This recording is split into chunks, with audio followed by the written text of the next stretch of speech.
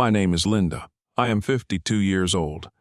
I was born and raised in Wisconsin, but I've lived in Arizona for over 20 years. There is more sunshine there, but no less problems. In my entire life, I have never had a real vacation. Never. It's always something. Children, illness, bills, stupid husbands. But this trip, it was going to change everything. I decided to surprise them. I had to buy a family vacation, so that we could all, me, my mother, her new husband Jim, and his 3 young children, finally be together. I mean, together. I wanted to feel that I still meant something to them. At least for a week. I had some money left over after I sold my father's trailer. That old motorhome was still there from the days when my dad used to drive on the highways until he disappeared somewhere between Texas and death, and I sold it and decided to spend the money on us. We're family, I thought. But no, I chose a Mexican resort not too luxurious, but with a swimming pool, a buffet, and even free animation for children, of everything you need to catch your breath. I booked 2 separate rooms, 2. One for them. The other one was for me. It was a fundamental condition. I am a grown woman. I don't need to hear Jim snoring or the kids running around the room at night, smeared with ice cream. I silently made the reservation, paid all the bills, printed the tickets, and came to my mom's house with all this in a big envelope. Oh, I looked like a TV show hosting, and now, a surprise! They looked at me as if I had won the lottery, but I gave them the money. Jim immediately spoke up. "Oh, that's great. The guys are going to love it. Are you sure we have 2 numbers? Maybe we shouldn't spend money." I didn't say anything. And then again, Mom was sitting there with that eternally tired look. She had long since given up. She lived in the shadow of her husband's like a ficus growing between the wall and the refrigerator. It doesn't bother anyone, but it doesn't see the light either. And when I came with the news of the trip, she was not happy. She, tensed up. Like a dog that senses that something is wrong but can't say it. Something in her eyes twitched, and I, a fool, thought it was because of joy we had to leave in 2 weeks. Everyone started packing. Jim was happy.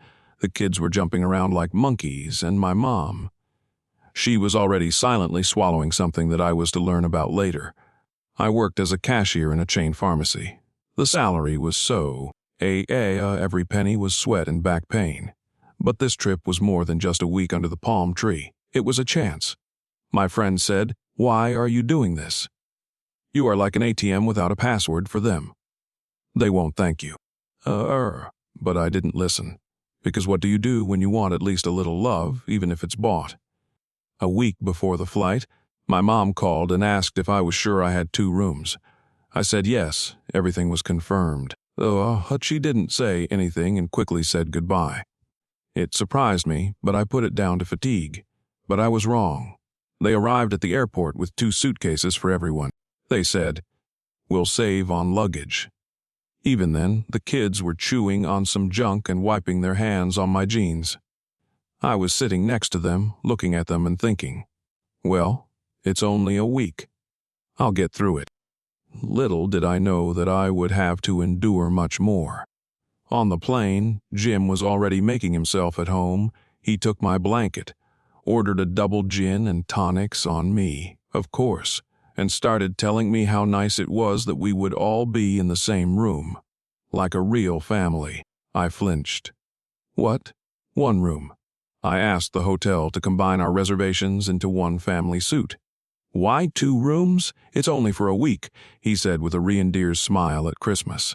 I looked at him like a man who had just promised to dig my grave, but with flowers. My throat felt dry and my hands were shaking. I didn't say a word, because my mom was sitting next to me, and I saw shame in her eyes. She knew. She allowed it. She was in on it. But it was not the end. It was just the beginning. And on the first night in the hotel, as I lay on the cot next to the children's chip scraps, I realized that it was going to get worse, and that this trip could cost me not only money, but also my sanity. When I woke up on that folding bed with a twisted mattress and a back that screamed, "Please kill me," I realized that I was just used. And worst of all, they thought it was okay, that I was obliged, that I was not a guest, not a relative, but some kind of maid with a wallet function. And I was not 16. I was over 50. I knew what pain was. But this was something new. Silent disregard under the sauce of family unity. The kids were already fussing around the bed, turning on cartoons at full volume and poking me in the face with the chips left over from the evening. Jim was snoring on the double bed, sprawled across the mattress. My mother was lying next to him in complete silence, her eyes open, as if she hadn't slept. And I suddenly felt the room feel cramped. Too tight, not physically, but emotionally. Everyone was silent, but it was clear they knew what they were doing. And I was the last person they asked in their plan. My mom has always been difficult. Anna cold, silent, but with that quiet ability to make you feel guilty just for breathing. When I was a kid, I would catch her look when I said something wrong or asked for something extra. That look didn't need words. You already need keep quiet and do her. When my father died, I thought she would soften a little. Maybe she would open up. But no. She quickly started dating some bus driver, then a Walmart clerk, and then Jim. He appeared suddenly, and he stayed. He was the kind of man who laughs out loud at his own jokes and touches you on the shoulder when he shouldn't. He always had a brilliant idea up his sleeve, which for some reason was not to be financed by him. Then after he moved in with my mom, she started talking in a voice I had never heard before. It was funny artificial with a slight breath as if she were 20 again. It was scary. Duan was as if someone had put on her skin but forgot to put in her soul. And now, in the room where I was supposed to be resting, I saw this woman who had once given birth to me, and now she couldn't even look up. "You knew," I said, very quietly. She was silent. "You knew he was going to combine the rooms." She nodded. Not immediately. Slowly, like a person admitting, "Yes, I drowned your dog, but I had to." And he said it would be more economical. "And the kids? They're little, they'll have fun." But I swallowed. Not because I wanted to swallow it, but so I wouldn't throw it up. Fun. What about me? Do I have fun when they kick me in the back and eat chips at 5 in the morning? She shrugged. "Don't exaggerate. This is family." Or I almost screamed. This word family became an indulgence for them to do anything. Mock me, ignore me, steal my time and money, just call it a family tradition. And Jim, he woke up, stretched, and said as if nothing had happening, "Good morning, honey. I hope you don't mind that the kids are going to the beach with you today, but Mom and I are going to take a little rest. Just the two of us." I sat down on the bed. My shoulders were shaking, but my voice was steady. "I'm sorry, I'm not your babysitter." Jim's eyebrows knitted together. "This is your initiative. You invited us here." "Yes, I did." I didn't sign up to be stomped into the sand." "What's wrong with you?" her mother interjected. "Can you not be dramatic for once?" That was the moment. Not some loud quarrel, but a quiet betrayal that cuts harder than a scream. The two of them, my mother and her lover, looked at me as if I owed them. For everything, for my existence, for having an opinion, for not wanting to share a room with 3 wet children who smell like sunscreen and fried bacon. "I'm up." Good. "Let's go to the beach. But then you won't see me again." They thought I was bluffing. But I wasn't in the mood for jokes, because when you're an adult, you don't run away. You walk away. With dignity. And that's exactly what I decided to do. But first the sea, the sun, and 3 children who didn't seem to care if I even existed. I sat on a deck chair, my feet knee-deep in the sand, and watched the children throw suet at each other. One of them seemed to have poured a bottle of Pepsi on his head, and the other tried to bury my slippers. All of this was against the backdrop of music blaring from Jim's speaker and his screams, "Look what a happy family we have." And there was only one thought in my head: I paid for this shit. Every last cent. When I decided to make this surprise, I didn't count the pennies. I wanted my mother to see the ocean, which she hadn't seen since I was a kid. I wanted to give her something good that she hadn't dared to do on her own. I called the hotel, booked 2 rooms, and planned everything. The plane tickets were for 5 people, me, my mother, Jim, and his 2 children. Yes, I thought there would be 2 children. But there were already 3 on board, and with suitcases bigger than my apartment. I paid for 7 flights. Because Jim's sister gave the kid to me for a week. She has to work, don't you understand? I also paid for 2 shared rooms because Jim thought it was more convenient. And all this, of course, was charged to my credit card. As a formality. I realized that no one had asked me when the bill for lunch at the hotel restaurant was brought to my room. $198. At the time, I thought they just bought pizza, maybe burgers, something simple. But it turned out that Jim had a lobster steak. The kids ordered desserts, like in TikTok. And they also got champagne because, and I quote, "You only live once, you have to celebrate." At my expense, of course. Then I looked at the receipt, then at Jim, and asked him quietly, "Don't you think this is a bit much?" He shrugged. "You wanted everyone to be happy." "We're trying. I've been the one who's been covering for them all along." Silence. It's uncomfortable, because I don't want to spoil my mood, because it's just a vacation once a year. But at some point I caught myself thinking they didn't ask me if I could afford it. They just decided that I had to.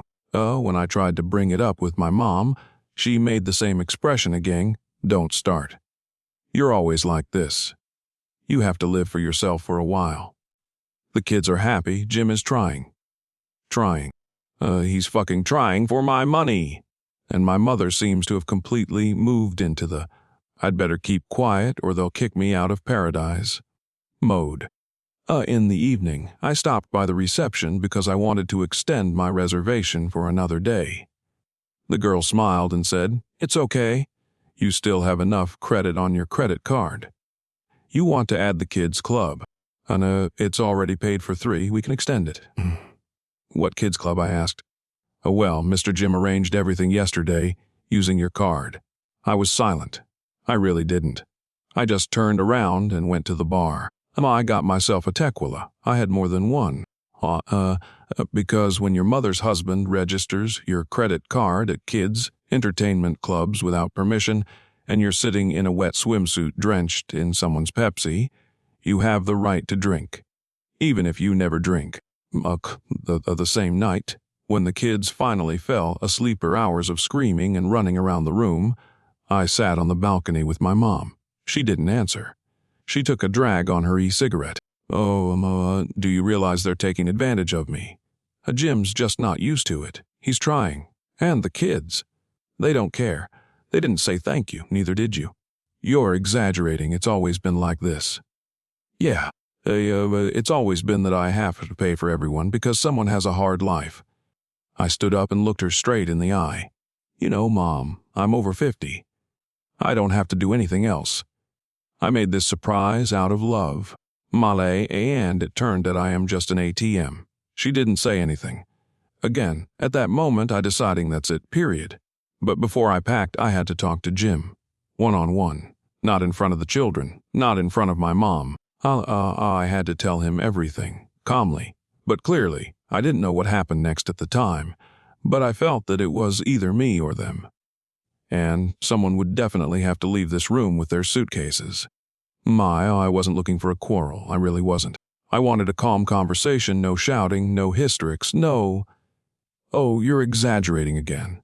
But Jim put everything on its tracks from the very first words. "No, not rails. Rails are nice." He started a skating rink on me. We stood on the veranda. The light from the room shone through the glass door, and I saw my mother pretending not to hear anything. The children were already asleep in the room. "Jim," I began quietly, "I want to talk to you. No scene. Just talk." Okay. Go ahead." He didn't look at me. He stood there with his arms folded, as if he already knew I was guilty. "You've been using my card. You register it in the systems without my permission. You order services without asking me. It's not okay." "What's wrong with that? It's your initiative to have a vacation. So we are having a vacation. The tone was so calm, even a little arrogant, that I didn't book this trip to have it all to myself, Jim. I'm not a maid or a sponsor. Then cancel it. Tell the kids it's over. That your generosity has a limit. Tell me that you are so generous, but only to a certain point. And I was dumbfounded. Are you serious now? Absolutely. And then all that ostentatious cordiality fell from his eyes. For the first time I saw who he was, cold, self-confident, without a shadow of shame. He looked at me as if I were a piece of furniture that took up space but was worthless. Listen, he said, your mother has a right to happiness. I am her chance, and you're just her daughter. And if you don't like something, you have every right to pack up and go home. No one is holding you back. Wait a second. I stopped him. I organized all this. With my own money. So what? You decided to do it yourself. We didn't ask you to. But if you did, don't whine. It was your choice. We just took advantage of it. I went back into the room. My mom was sitting on the bed, wrapped in a blanket, looking at the floor. Did you hear everything? She was silent. Mom, say something. I don't want a conflict. He humiliates me. Right now. And you're silent. You're always dramatizing. And then something clicked inside me. Abba, my mother, who had taught me since childhood not to let anyone trample on you, was now sitting there, not even looking up. And Jim, somewhere in the hallway, was already telling me on the phone that she's freaking out. Laughing, I asked again, Mom, do you really support this? His tone, his behavior. She sighed. He's had a hard life. He just, doesn't always know how to speak softly. But he's a good man, really.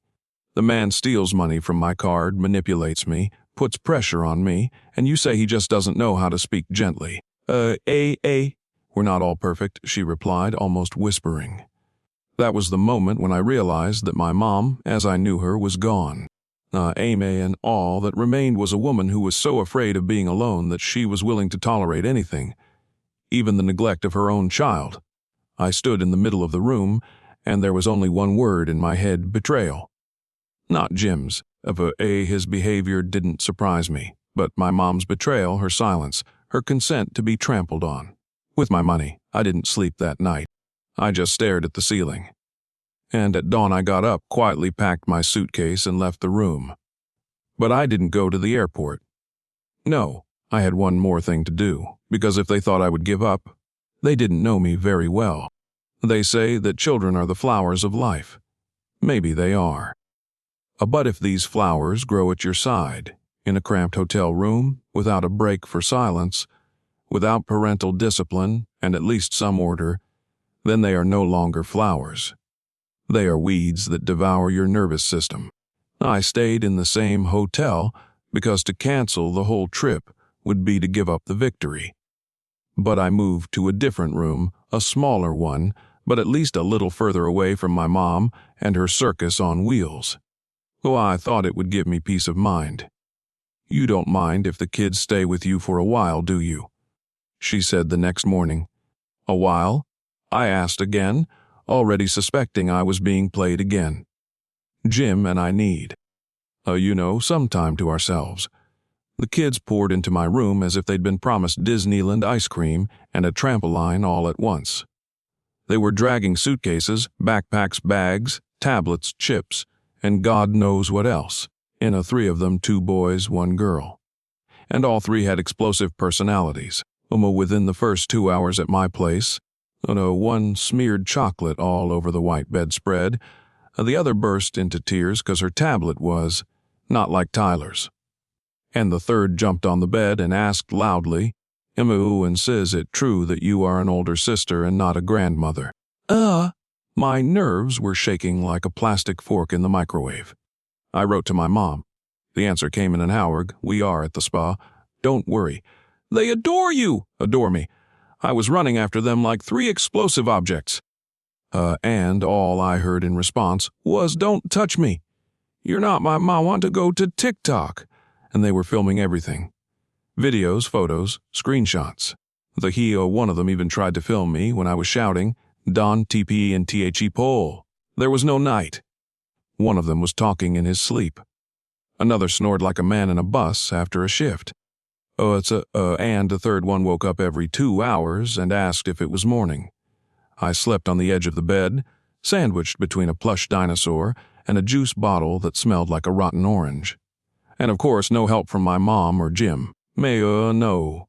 Hold the coffee at least. Or, I'll take them for an hour. They turned out to be the best team, disappearing together.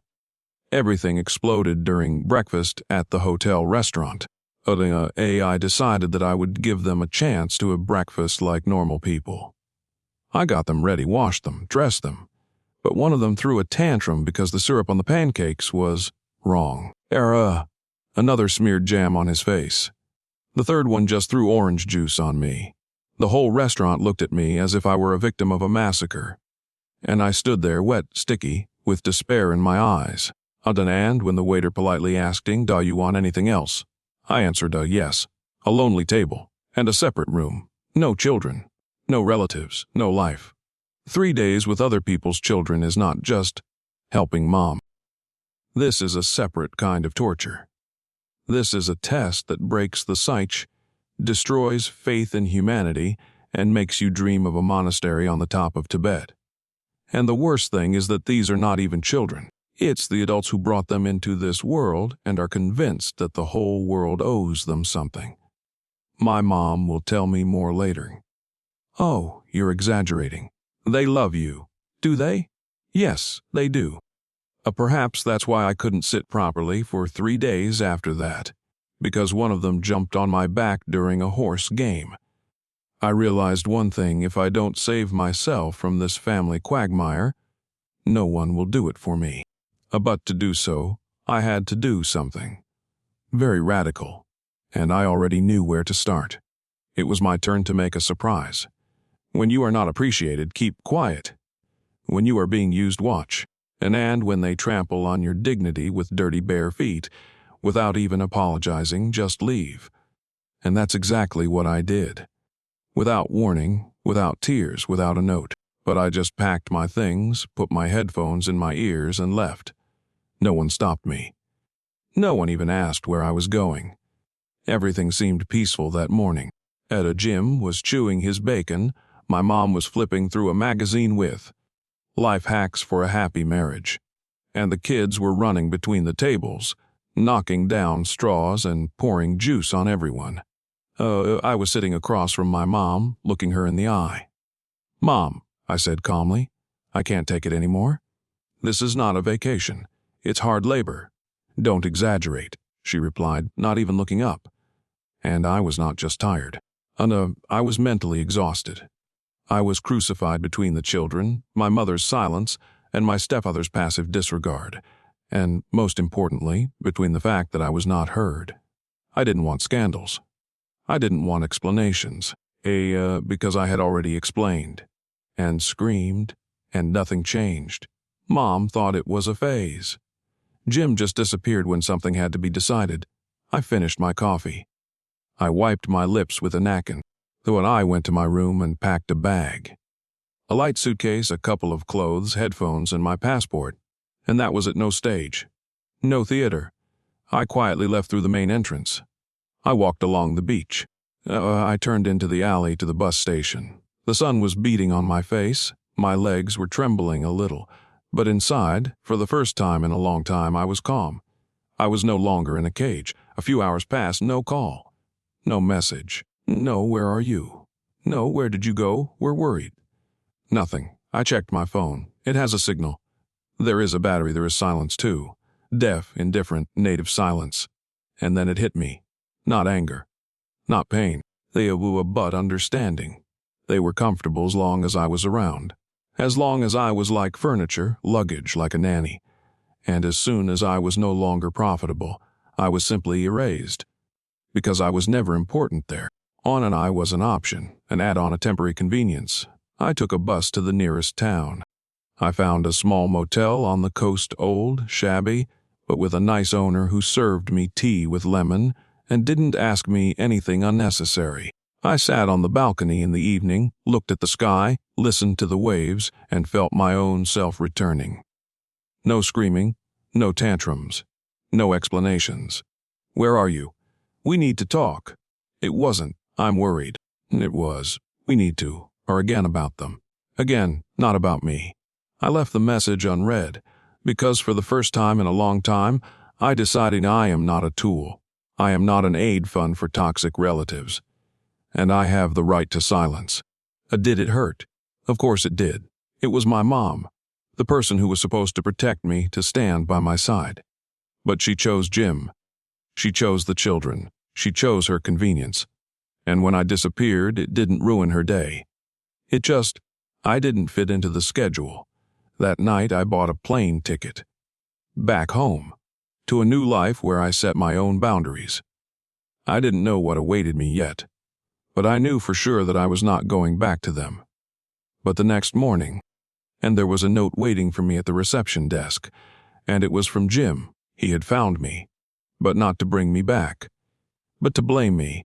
And when you are standing in the middle of a foreign city with a suitcase, an empty wallet, and a 3% battery, it is either the beginning of a thriller or a new life. For me, it was both. But you know what? I was smiling, because for the first time in a long time, no one was controlling me.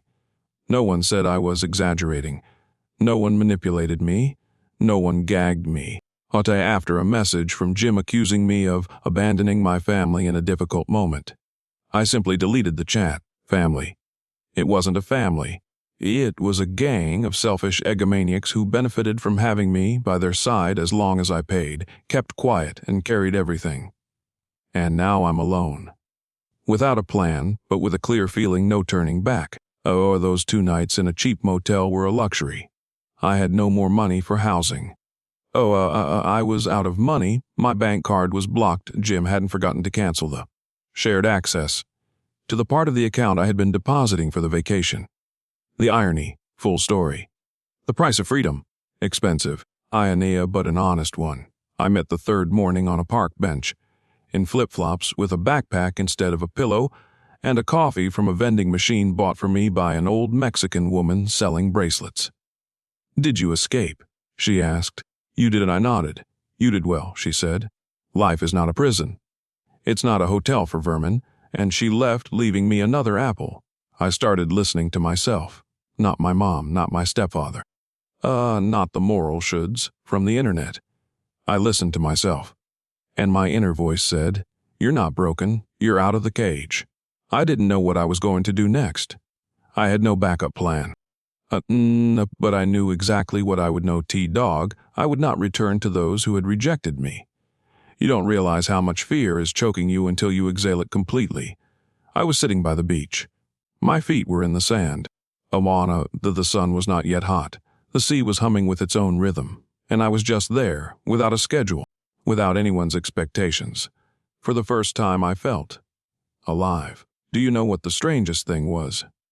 People started treating me better than my family. Even strangers. A tourist from Canada gave me the address of a restaurant looking for a dishwasher. A guy at a coffee shop let me charge my phone. All these little things were important, because they were building a new me. I didn't owe anyone anything, and they did not demand anything. That was a normal attitude. I applied for that position. I was hired. Temporarily. The job was hard, washing dishes in a scorching kitchen hell. But I didn't complain, because now I was not working for Mom and Jim, or kids who get offended when you don't buy the tablet. I was working for myself, and every dollar was mine.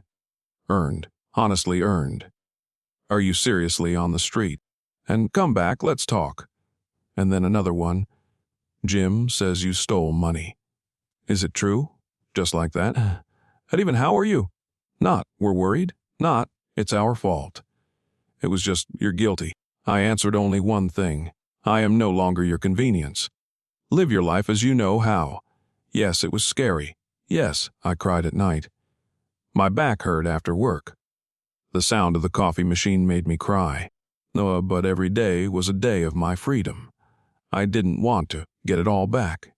Because everything, was a lie used in silence where there should have been support. I wanted to move forward, even if it meant being alone.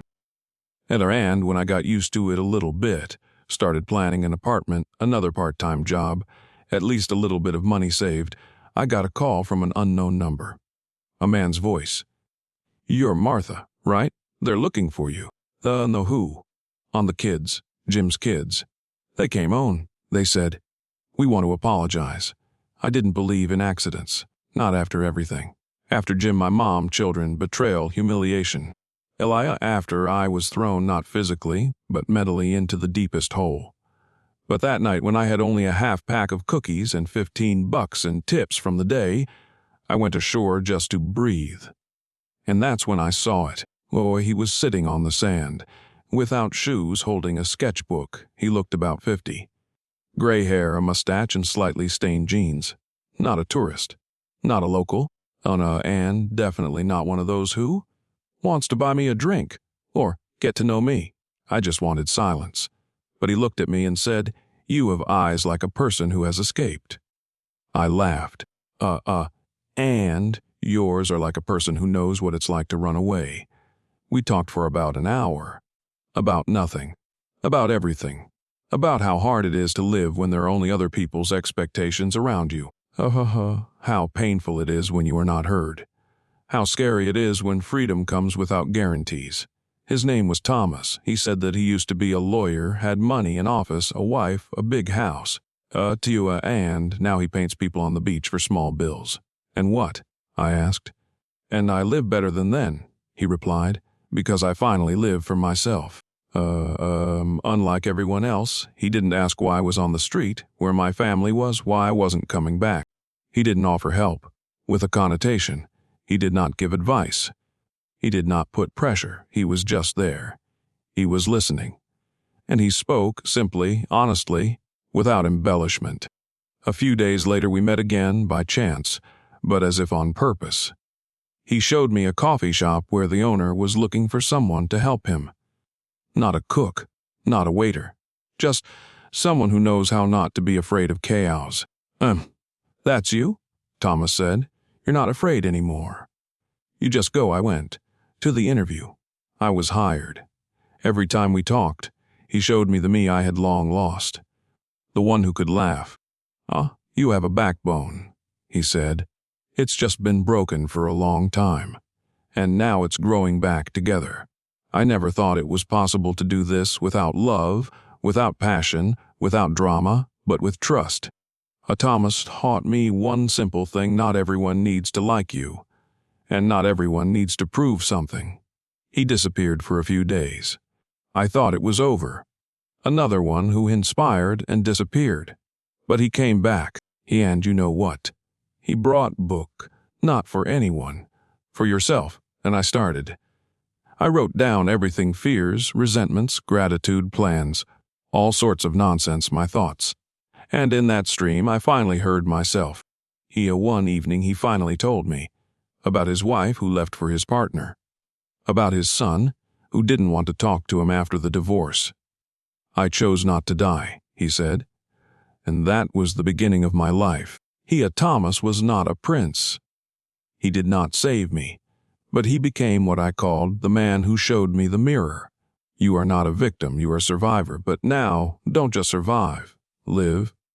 These words, Anna, stuck with me deeper than any of my mom's curses or Jim's accusations. I started setting boundaries. I no longer answered messages from my family. I rented a room, my first cramped one, but my own.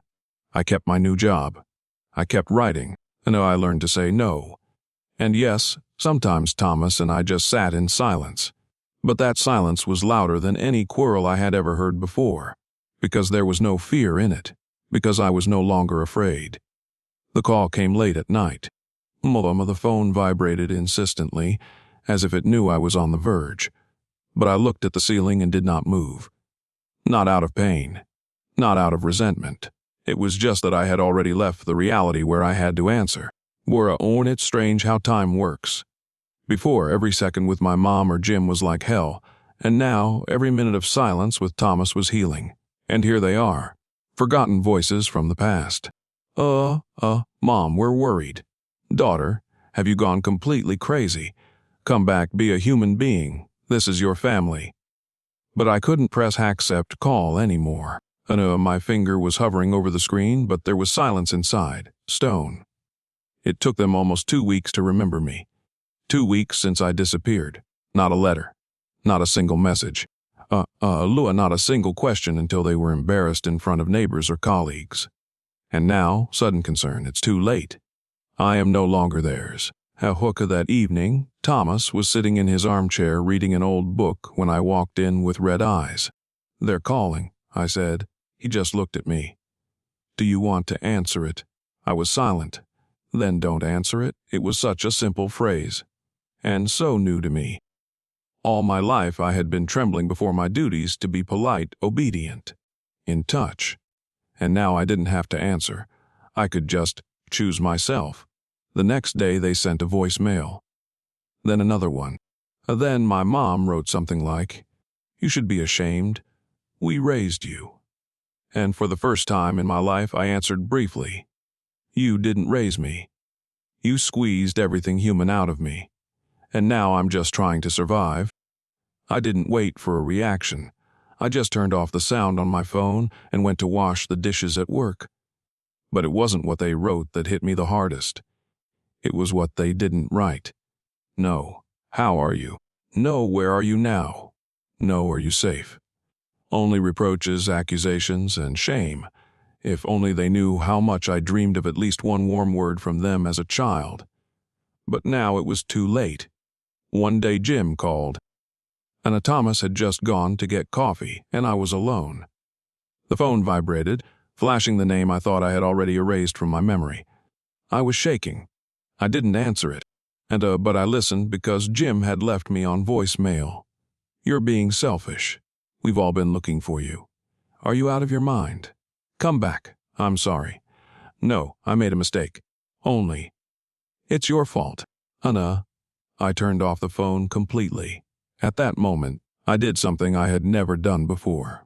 I sat on the bed, looked in the mirror and said, "I'm proud of you." Because I didn't answer. Because I did not run back to hell out of politeness. Because I chose myself. It was not a scream, it wasn't anger, it was liberation. And a few days later, I was told that my mother was posting some dramatic posts on Facebook. "My daughter is missing. She doesn't let us know about her. We are worried." And where were you when I spent the night on the floor next to other people's children in a hotel that I paid for myself?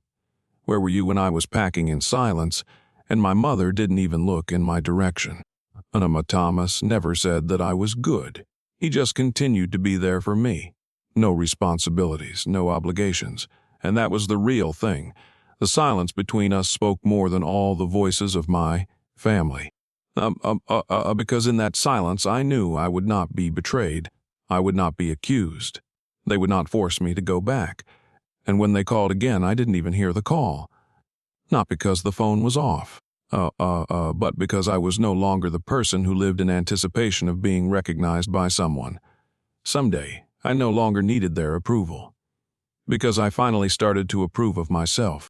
Then everything that I thought was right crumbled like a plaster figurine that I accidentally knocked off the shelf. All my life I was afraid of being different. I was afraid to be free, loud, selfish, and now I am.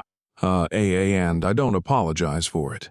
One morning, I caught myself waking up not to the sound of an alarm clock, not to someone screaming, not to the fear that something was wrong. I woke up simply because I had slept well. And in that simple action, there was a revolution. I got up, made coffee, went out to the balcony of Tom's old apartment, and took a deep breath, deeply, without a shadow of guilt. Once upon a time, my mother had a friend, Aunt Ira, a free, bright, without a husband, with fiery hair and a sharp tongue. Mom used to say, "Don't look at her, she is alone and spoiled. Who lives like that?" I thought at the time, what's wrong with being alone and free? But I didn't even dare to talk about it, because being right was a condition for survival. I live in the old neighborhood. I work in a small coffee shop. I wear second-hand clothes. I don't let anyone get into my head. Sometimes, when I pass by a mirror window, I see that I am no longer that quiet daughter. I am a woman with a sharp look and a smile that says, "Don't come near me unless you mean well." My mom would not have been able to stand it. Jim would have said I was wad of my mind. But I just recovered. I got rid of their voices in my head. I got rid of the fear of being comfortable. And every day I choose myself. Well, this is their nightmare. Because I am a reminder that everything they believed in be thrown away. I know they were waiting. That I would come running. That I would beg for forgiveness.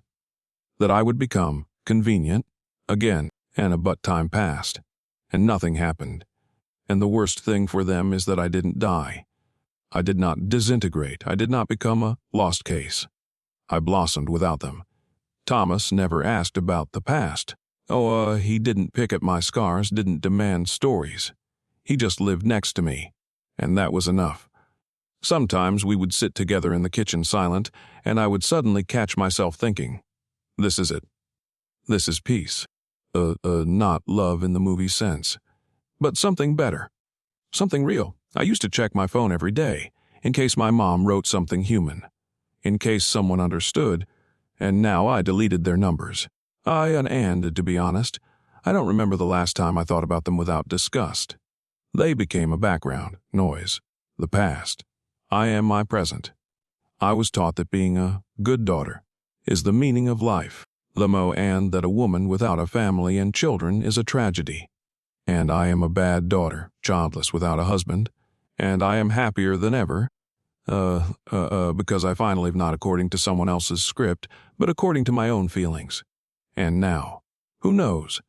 Maybe tomorrow Tom and I will open a small bakery, or maybe I'll decide to change cities. Maybe I'll write a book, or maybe I'll just keep making coffee for a long time and not change myself. I don't have a plan, but the main thing is me. They were afraid of people like me, free, rebellious, straightforward. Those who do not apologize for their existence. Because we are proof that another life is possible, and that's why I became what they were afraid to be. And you know what? It's the best thing that could have happened to me. And if this story made you remember something or, on the contrary, let go of something, click subscribe.